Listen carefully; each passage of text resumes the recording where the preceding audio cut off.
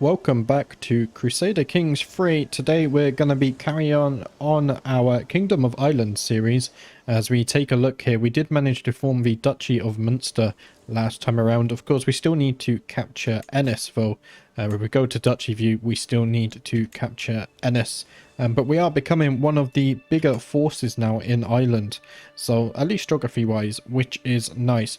If we look at our current situation here, we do have low county control in Ormond, but we're going to counter or deal with the county control in Thomond first, and then we should be able to deal with that.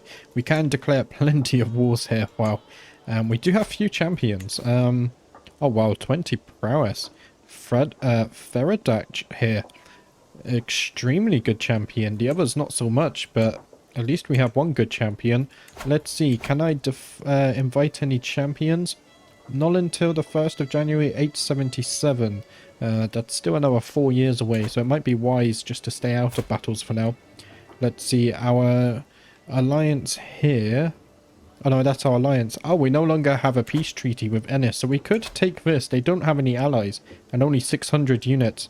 I know we should stay out of wars for now, but they don't have... It would be a very good victory. We are in March as well, so no snow to deal with. So let's go ahead and start the episode with a new war, I think. Let's see, let's go ahead and declare the war there. In fact, who's in line? Primary heir, yeah, okay.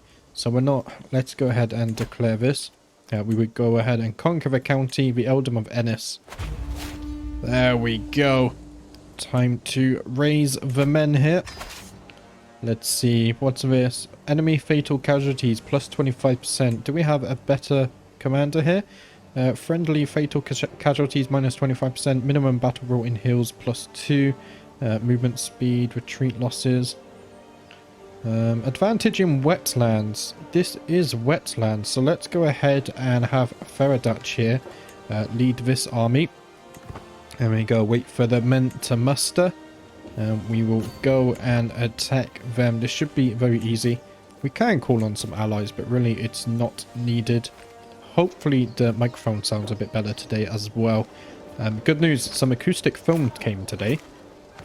So I will be pulling that up tomorrow. So hopefully that will help with the reverb a little bit. But as we go in for the Battle of Ennis here. There we go. Oh, and a word of advice. Mid-battle there. I saunter between the market stalls of Trally, a heavy pouch tugging at my belt. How do I make this coin work for me? As I admire the wares of a local sculptor, insular imagery, a sound investment, High Chieftain Aed of Meath suddenly appears at my side. A word of advice, my lord? Have a look at the jeweller's stall over there. Their wares might be simple, but their potential is great. So we currently have 34 gold in the bank. We could just gain 10 gold here, or we could spend 20 gold to get plus 5% monthly piety, and Desmond also gets plus 10% holding taxes.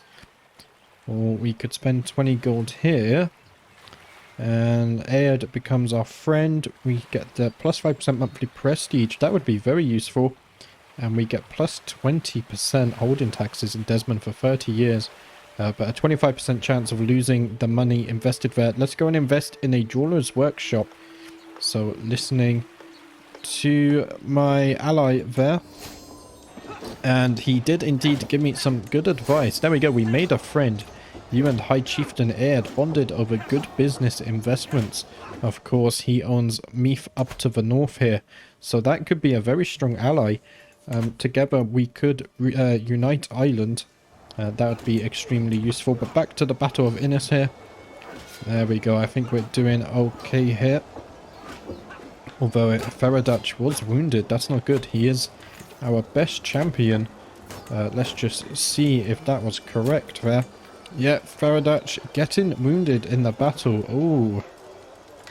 Do we know what wound he got? In fact, he might have been healed by our...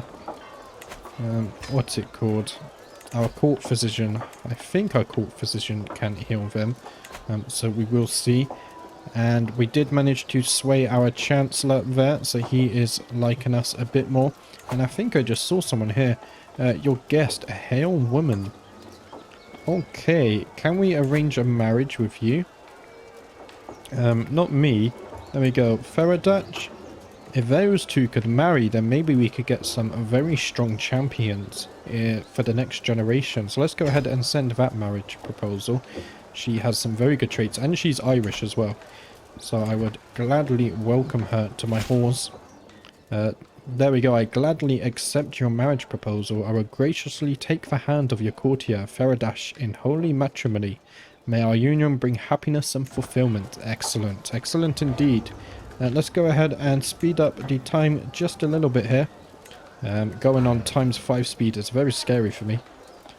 There we go. Let's slow it down a bit. The enemy are coming to attack us one more time. Will we get the siege done in time? There we go. Let's pause the game.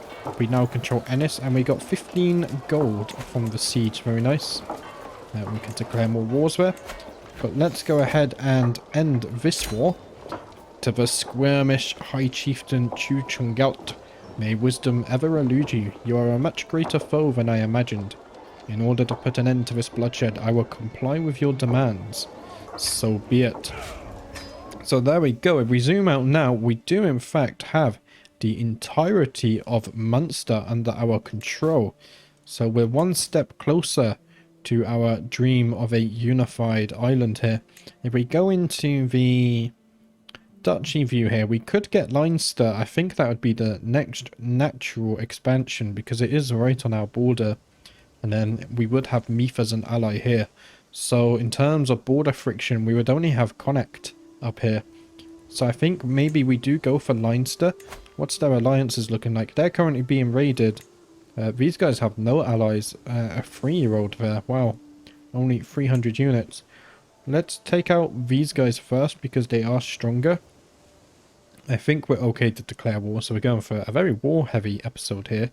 Let's see. Let's go ahead and declare that war. And we will go ahead and take the Earldom of Ossory for ourselves. Let's see what kind of terrain do we have in here. Plains, plains, and plains. Maybe we have a commander who can deal with this, although I'm not too sure. Advantage in hills, mountains, and wetlands. Yeah. Maybe we just go for enemy fatal casualties. Or maybe... Are there any rivers here? There's one here, but we can just go around that. So let's just keep the current commander there. He does have a 16 chivalry, and we will go and attack these guys. There we go. We can call on our ally, but I don't think that's needed. And we're actually being raided, so let's go and deal with that Viking raid. We definitely don't want to let the Vikings here freely raid our lands. That's a big no-no from me. Children of my dynasty. My daughter-in-law has given birth to 2 daughters. Since the little ones are part of my dynasty, they should be blessed with good names. So my heir there having twin daughters. Let's see, let's give you a good insular name. So Helen and Elizabeth there. There we go. They look identical as well. May you grow strong and wise indeed.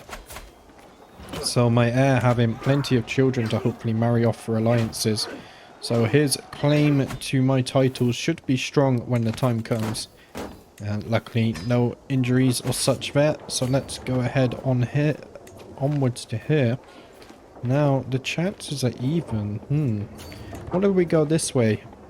I think it might be because we're maybe crossing rivers. If I go this way, it's still even. That's interesting. I do wonder why it's even. Maybe we need a better commander here. Let's pause this. Is there anything with advantage or minimum rolls? I don't think so. Maybe I should take this one. Friendly fatal casualties minus 25% and minimum battle roll in hills. We'll see if this commander can do anything more. At least if we do lose the battle, we take a few less casualties. But here we go. We also counter them with our bowmen, so I'm quite unsure why we're at such a disadvantage there. A few events as well happening with the champions. Looks like our champion wounded one of theirs, which is very nice. There we go. So we did defeat their army. Let's go ahead and look at the recap there. So we managed to wound 2 of their champions. Sadly, one of our champions, in fact our commander, was wounded in battle. but that shouldn't stop them from laying siege here. So let's go ahead and speed up time a little. Hopefully, there we go, another battle going in there very fast there, ×5 speed. And we did manage to sway our Chancellor again. And this is a much more even battle, but they are running out of numbers there. So we should be able to deal with this quite easily. There we go. Allied combatant slain. Feradash, a nobleman, was slain during the Battle of Ossory. So we actually just lost our best champion there. We wounded 2 of theirs. One of our champions got wounded. In fact, our commander again. And we did lose our best champion here. Let's see, before... let's sort by unmarried female here. Because she does have the hail trait. I would like to... yeah, let's do matrilineal marriage. And marry him. I think he's my champion, right? No, but we can get him in and he can be my champion. So let's go ahead and do this. There we go. And we are laying siege again. So hopefully that goes successfully. And there we go. He does accept the marriage proposal there. So that's all good. Let's go ahead and speed up time a bit. But this time we'll be a tad more careful. And we just unlocked a new perk for the stewardship tree. So let's see. Professional workforce. Minus 30% building construction time and holding construction time. So let's go ahead and get that one. It looks like the enemy army are coming back again for another battle. Hopefully we can hold them off for a 3rd time. It actually doesn't look too promising. We're very quickly losing the advantage here. So the enemy, although they are outnumbered by us, it seems they have much better champions and a commander there. There we go. As we do take a defeat in the war, we did manage to wound one of their champions though. Let's see. By the time these guys come back, we should be able to recruit some more levies and such. So that should be fine. In fact, let's raise our new champion here and then we will combine the armies once they meet up. There we go. Let's see, 17 martial skill there. Oh, there we go. We will use him. Okay, we should probably wait here as well. Let's go and wait here. We will recruit some more levies. Meanwhile, if I look at my council, yeah, our Chancellor does very much like us now. So we are forming somewhat of a strong foundation here for Ireland. Let's go ahead and just speed up time a little bit. And we have low control in the Earldom of Ennis. So now we're at minus 20% holding taxes, minus 30% development growth, and minus 10 popular opinion. That kind of sucks.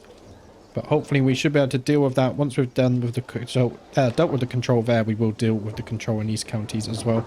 So we do have some more units now. I think I will just wait a tad bit longer. Just make sure we definitely outnumber the enemy. We can now designate a guardian. I believe that it's my son, my second son. So let's see, what would you like to be good at? You seem to be very good at intrigue or diplomacy. Rowdy does give you extra martial though, which is interesting. I pressed the wrong button there. There we go. I think I will make him good at martial. There we go. He already has a martial education focus. So if we educate him now, he has the best martial in our kingdom. We could give him to our marshal because he is Irish over the Gaelic champion there. So let's go ahead and assign our second son to our commander there.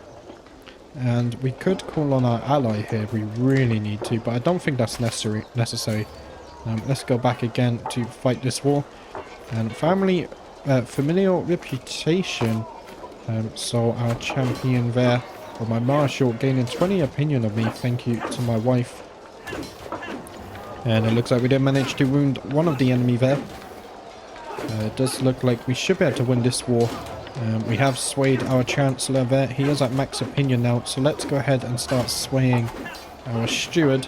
Hopefully he can start liking us a bit more. I feel it's very beneficial to have a council that likes you. And my court physician gained the trait novice physician. So +1 learning and a small health boost there. Very nice indeed. And we did win that battle. So that's good. We wounded one of their champions, two of the champions. But two of ours got wounded too. I think I might actually call on my ally here. Is my ally in a war? He is not. 150 prestige, we do have enough. I'm actually going to call him to war. Hopefully he can march south and help us form a united island. My dear friend, of course I shall join you in this war. Our foes shall learn to fear the men of Meath. There we go. So that should work out good for us. Only 400 units. Wait, what happened to these guys? They must have recently been in a war. In fact, I think they lost some land to Connacht here. Usually Meath does very well from my experience. But this time it doesn't seem to be the same situation. But with our armies combined, if they do manage to march south in time, we should be more than enough for the enemy. There we go. They are charging in. Let's see. We should be able to beat them. Let's speed up the battle just a tad here. Yeah, there we go. Although we did lose quite a few units there. If we check the aftermath of that, our ally there did manage to capture one of the enemy commanders, which is nice. Let's speed up the siege. Just 4 months to go. And hopefully this should be ours. Ah, there's some raiders there. I'm afraid we're going to have to keep the siege down. I don't want this war to go on much longer. Sadly, the Vikings taking full advantage of us being at war. There we go. And they're retreating north anyway. So we shouldn't have to worry about them again as we win another battle. This really is a war of attrition here. Just 40 days left on the siege though. So let's speed up time just a tad. And just under a week now. How did we do in this? Oh, we killed one of the enemy champions. Very nice. And with that siege over, we did manage to win the war. So let's go ahead and enforce our demands here. To the hysterical High Chieftain Chu Chongelt. I have no idea how to say this, by the way. May your humus rot in your living body. You are a much greater foe than I imagined. In order to put an end to this bloodshed, I will comply with your demands. So be it. So, we have our army here. I'm not sure if we can take on the Vikings. It's even. Now, part of me wants to say we shouldn't do that, just in case. We have already lost a few champions here.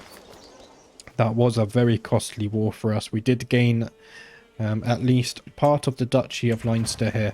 But at what cost? And we actually have longhouses built in Ossory now. Which we just captured, so that's quite nice. And the Vikings do decide to leave us here, so let's go ahead and disband. That should gain us a little bit of prestige per turn, but for now I think we can speed up time a bit. We need to replenish our levies here before we try and take on Leinster, although they only have 259 men. But still, I think it wiser that we show up with a force that a bigger force than we might need, rather than a force that might struggle. And we get a new event here, up to the task. Some of my councillors believe the job is theirs by right of blood or influence alone. How wrong they are. I expect results, yet I am often disappointed. After a long day, I am complaining to my wife when she interrupts me. Let me do something about it, husband. A few lessons might sharpen their wits. Okay, now Duncan here doesn't really like me. Let's see, can we do something for Duncan? Give a few lessons to my steward Duncan. So he would gain studying stewardship for 15 years, which gives +2 stewardship and +1 learning. And he does gain 15 opinion of me. Or otherwise we could lay with our wife here.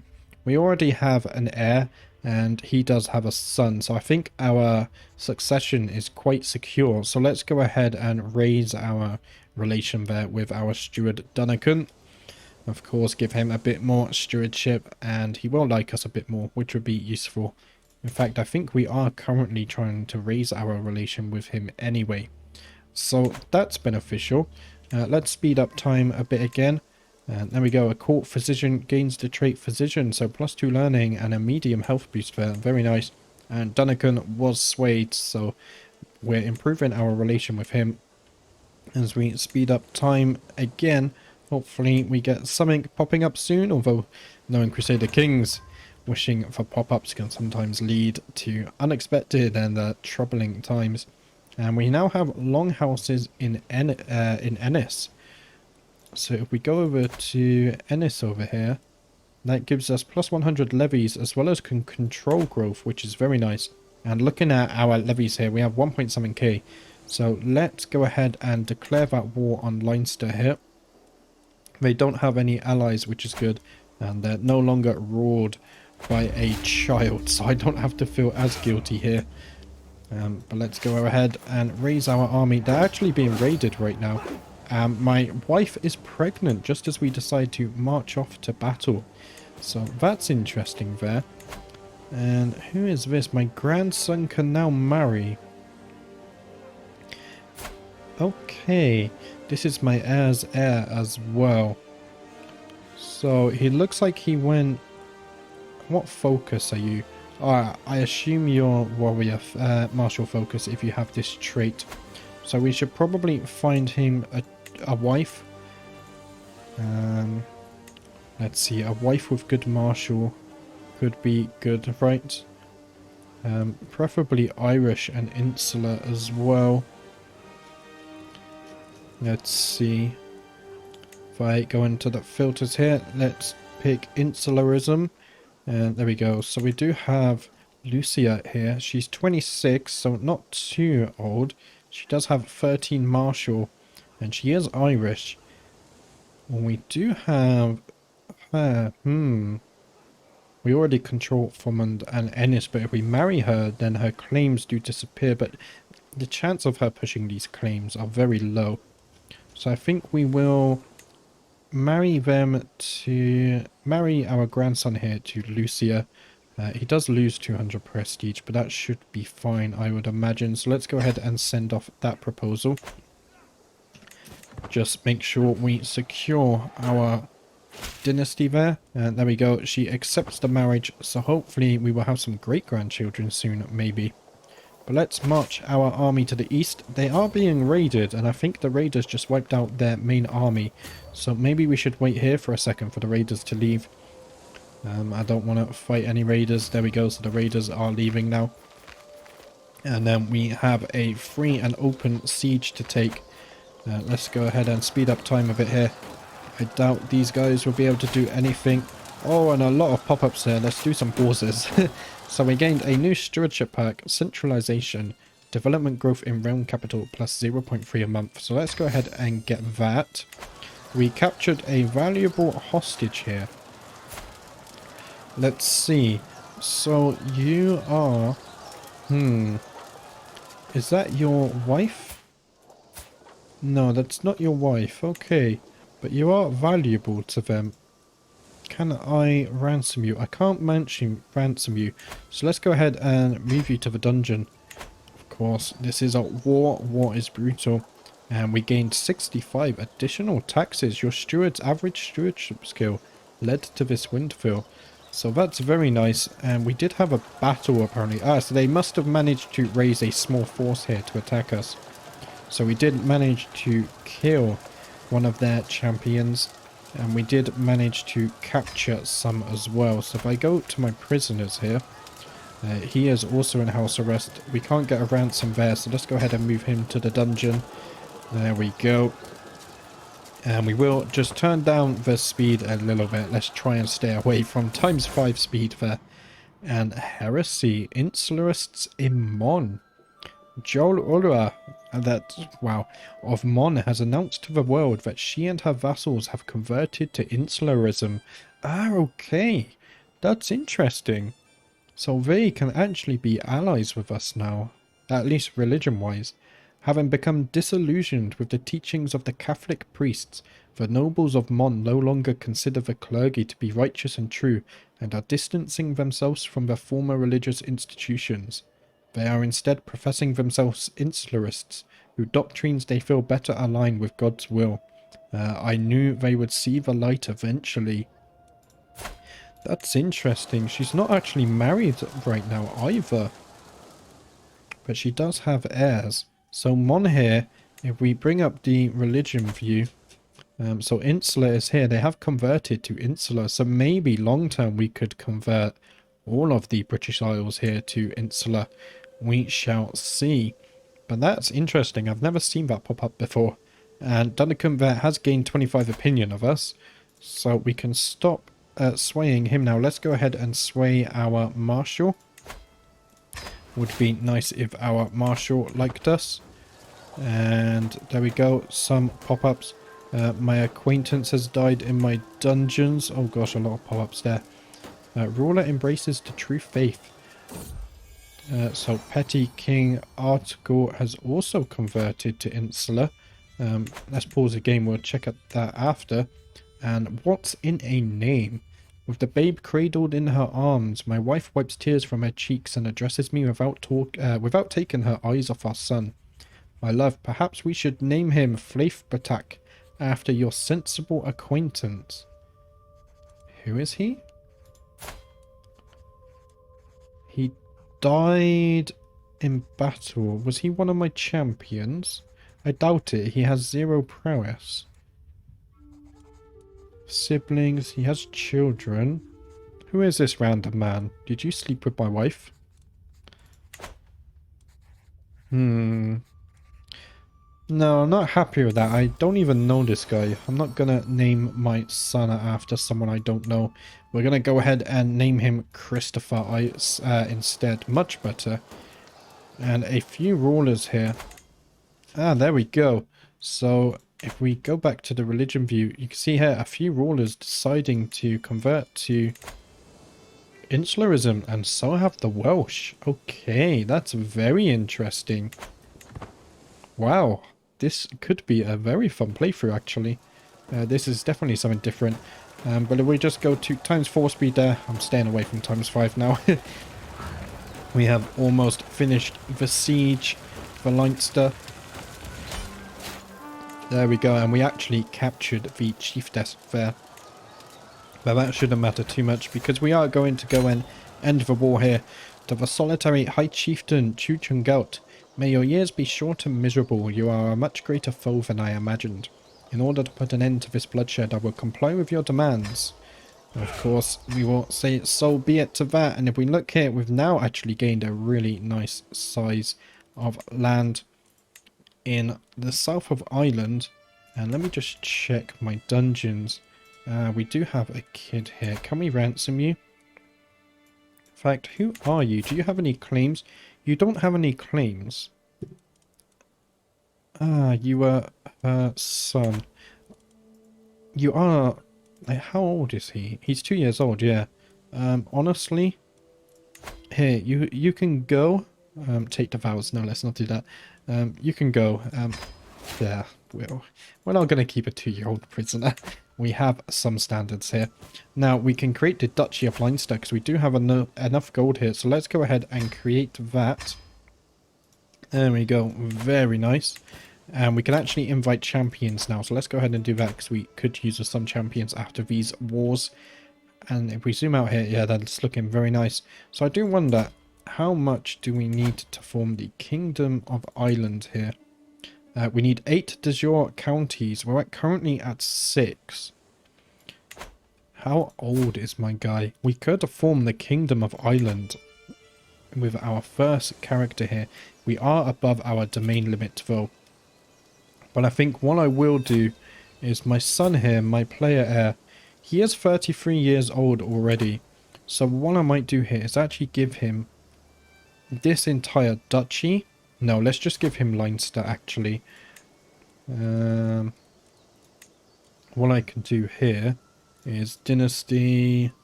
Is that my dynasty? Ah, I can't give land to my player heir. That sucks. I could give land to my grandson. He's currently 16. In fact, I might do that. Let's give him access to Leinster. He's 16. Hopefully my son can teach him to rule early on.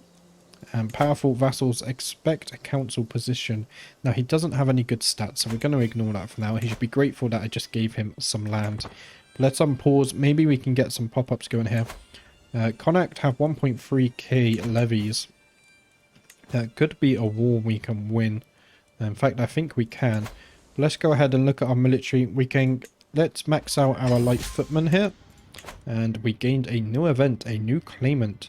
Of all the buffoonery I have seen, in true allied's inane efforts to improve my relations with my neighbours, my good-for-nothing Chancellor has officially acknowledged High Chieftain Mugon's claim to the Earldom of Ennis.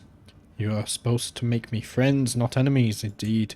That is really disappointing. But in other news, we do have a new champion here. Oh wow, 18 prowess. He's a blade master as well. So let's go ahead and recruit him to our court here. Only 8 gold. That's massive. So we will get him on board. We take a look at our champions. Yeah, not too many here. Let's go ahead and recruit this guy as well. 15 gold. He's ugly, but he's a forder. He's a logistician. Oh my gosh, what that word. A cautious leader, a blade master, and a misguided warrior. 15 gold. I think that's definitely worth it there. Try and flesh out our champions a bit. And then I think we might have to fight Connacht here. Let's see. Can we conquer county? We can subjugate them, but I don't think we want to do that. I think the Earldom of Maine here would be the best bet because it's directly on our border. But we're currently in October, so let's wait until the winter is done with before we declare any wars. So let's speed up time just a tad here. Hopefully we get something that pops up, and a notable guest has arrived. They're an experienced fighter. Oh wow, 22 prowess. They're a brilliant strategist, a legendary blade master, a holy warrior. They're reckless, but they're also a rough terrain expert, which is really nice where we are. 100% I want to recruit them. 26 gold, a bit pricey, but I feel that's definitely going to be worth it. Not only is he one of our best, or our best champion here, I think he could also be a commander and lead our armies in battle. But as we can see, the snows of December now beginning to fall across the land, so it's a good job we didn't go to war. Of course, you do get some debuffs when you're in winter. If we take a look here, so the supply loss in province is affected by winter, -2. So it's better just to go in summer, I feel. You have more supplies so you can last longer in wars in case it does become a war of attrition like we saw over in Ossory. And we have a scandalous priest. The insular world was shocked to learn that my Bishop Adelman has been embezzling the money that his followers gave for charity, repurposing it for his personal use. Oh wow.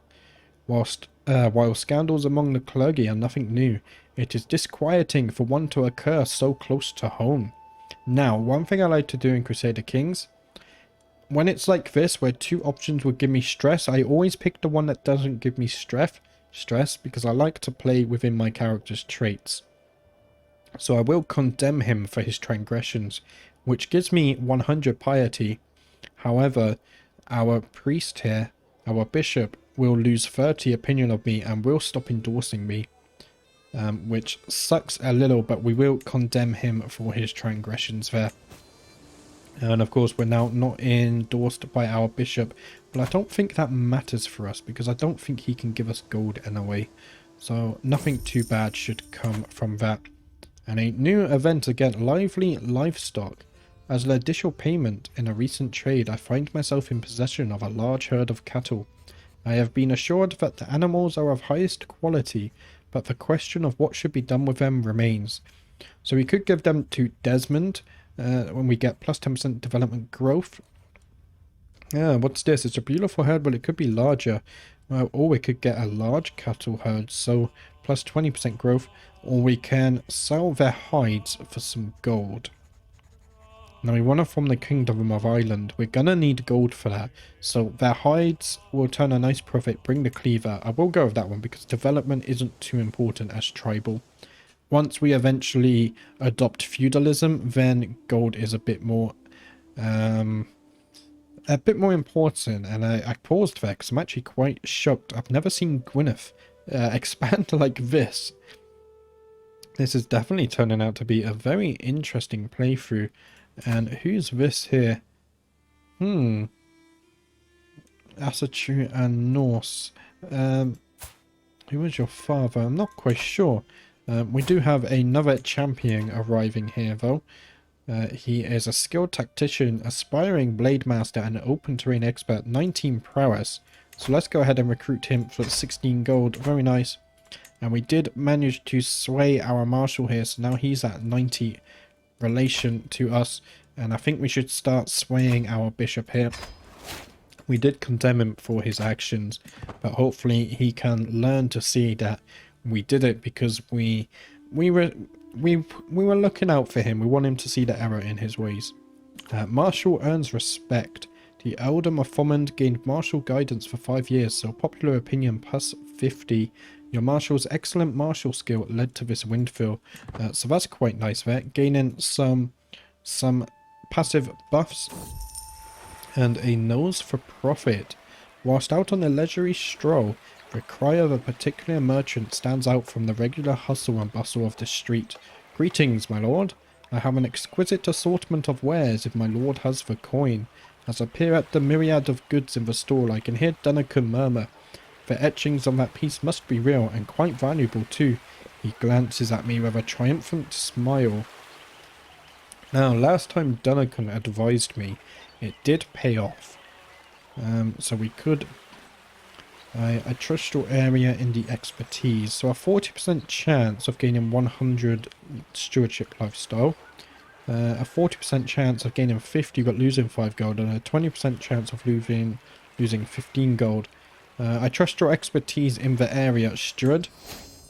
Let's see, we did lose 5 gold, but we did still gain 50 learning experience. Oh, and we gained a trinket. The Gilded Rat's Tail. We lose 0.1 prestige per month, but gain plus 5 child opinion. I don't think I'm going to use that one.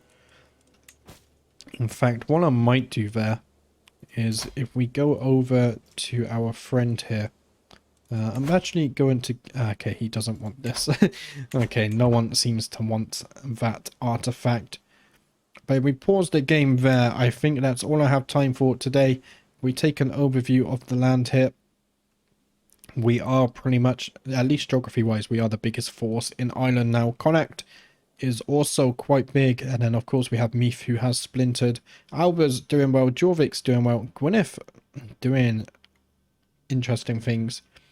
But yeah, overall, Britain still tends to be very much intact, minus Northumbria. But that's all I have time for today. I will be back tomorrow with another episode. So thank you for watching, everyone, and I will see you then.